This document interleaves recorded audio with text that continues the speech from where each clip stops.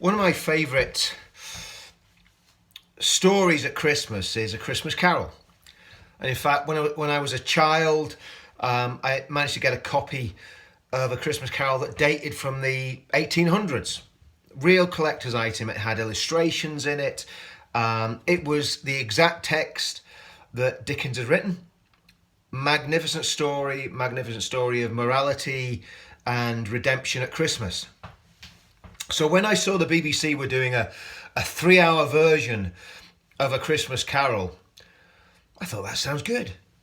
You know, surely even the BBC couldn't screw up A Christmas Carol.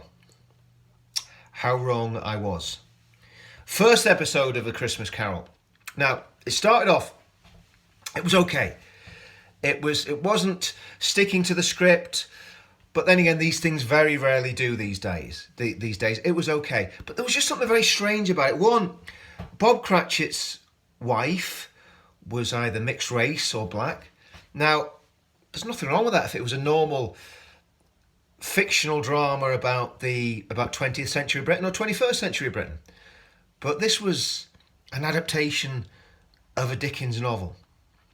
Then at the end of the first episode, when we were being shown how wicked Jacob Marley was and how wicked Ebenezer Scrooge was, there was a reference. I mean, you couldn't make this stuff up. There was a reference to Grenfell Tower. It was very subtle, but it was there. So they managed to import the Grenfell Tower disaster into Scrooge. And it wasn't just me that picked up on this. I read a review in The Guardian. And The Guardian is hardly on the same page as me politically. But they were saying how great it was that they brought Grenfell Tower into A Christmas Carol. So that was the first episode of this 3-parter. Last night, day before Christmas Eve, we had Scrooge being visited by the ghost of Christmas past. And again, I know the text of A Christmas Carol fairly well. Not as well as I know the New Testament, but I know it fairly well. And as far as I know, there were no Arabs in A Christmas Carol. But not according to this new version, the BBC's politically correct version. No, the Arabian Nights are there in A Christmas Carol. And Scrooge is sitting reading the Arabian Nights, and this heroic Arabian comes and speaks to him and gives him great comfort. I'm surprised that they didn't have Ebenezer Scrooge reading the Quran and finding great comfort in the Quran. It was probably as close as they could dare to get.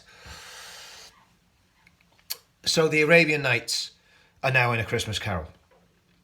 But quite apart from that, quite apart from the Arabization of A Christmas Carol, the next issue that we had with it was a schoolmaster that wasn't even in the original book, as far as I remember, appears, and it's quite obvious from the subplot that the schoolmaster is a paedophile and has been abusing Ebenezer Scrooge.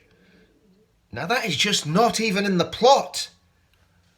It's not even intimated to in the Dickens novel. Some of Dickens' other writings would intimate that sort of stuff was going on with children in Victorian England, but not in Scrooge. Sorry, not in A Christmas Carol. It's just not there. So that's another subplot, another undertow. And of course, who comes to rescue Scrooge but his sister? And of course, in the little novelette that Dickens wrote, his sister does come and rescue him, but she doesn't hold the supposed paedophile schoolmaster at gunpoint. Not in the book I read, anyway. So what have they done to A Christmas Carol? They've completely bastardized it. They've made it into something it's not. And then we flash forward again, and Scrooge and Marley have basically become some sort of mafia-type, ruthless, asset-stripping company who buy a factory.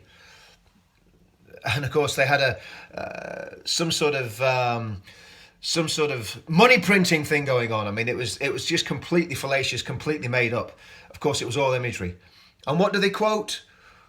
They turn Jeremy Corbyn's phrase on its head and say, well, Scrooge was working to rip off the many for the few. And of course, what was Corbyn's mantra? We're going to do it for the many, not for the few. So they basically quoted Jeremy Corbyn. And in fact, the ghost of Christmas past turned into a Jeremy Corbyn lookalike. Slightly better looking than Jeremy Corbyn, but still a Jeremy Corbyn lookalike nonetheless. And then, once we'd seen that Scrooge and Marley were these wicked, evil capitalists, then it became very apparent why Bob Cratchit was married to a mixed-race girl. Because this poor, unfortunate mixed-race girl who's got a disabled son comes to see Scrooge and asks Scrooge if he will lend her money so that her son can have operations. And Scrooge becomes very, very sinister and promises Cratchit's wife that he will indeed give her the money. But she must sleep with him. And she must sleep with him not on any day, but she must sleep with him on Christmas Day of all days. So there we have it. We have the white male patriarch abusing the mixed race or coloured lady and doing it for money. See, this is the narrative. This is the narrative that the BBC want to ram down our throats, that all white men are evil, that capitalism is evil, that communism is good. They have completely destroyed one of the greatest Christmas stories that was ever told, apart from the biblical narrative, of course. But A Christmas Carol is a classic, and they are wrecking it. They are destroying it for their own political ends and to be PC. And then we wonder why people are getting dragged to the extremes and getting involved in all sorts of nonsense when the BBC are pushing out this poison that literally demeans a classic, a Dickens classic. So I'm going to watch with interest what they do tonight, what happens to Scrooge, whether there's going to be a happy ending, whether Scrooge has a moment of clarity and suddenly decides that the best thing he can do is join the Socialist Workers' Party, start waving placards for Stand Up to Racism saying refugees are welcome here, and whether he joins the Open Borders movement. Who knows? All I know is this, that the BBC have taken a Christmas classic and destroyed it. And I think it's very, very simple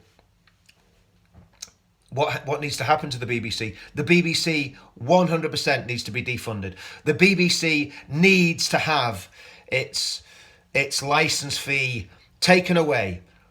I don't want to pay the BBC for putting out this sort of garbage and wrecking a classic and making a classic into something that is about identity politics when that is not what it was about at all.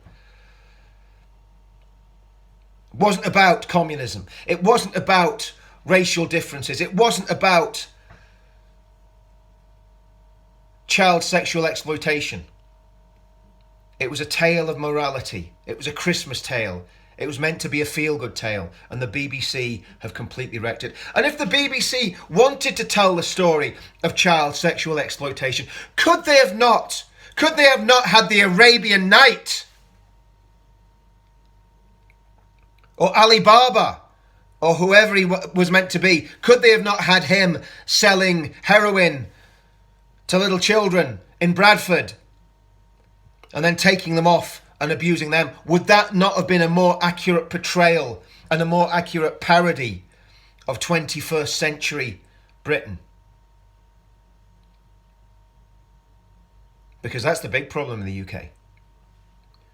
The big problem is identity politics. The big problem is the fact that our country has been completely flooded by people who do not share our culture, our traditions, or our values.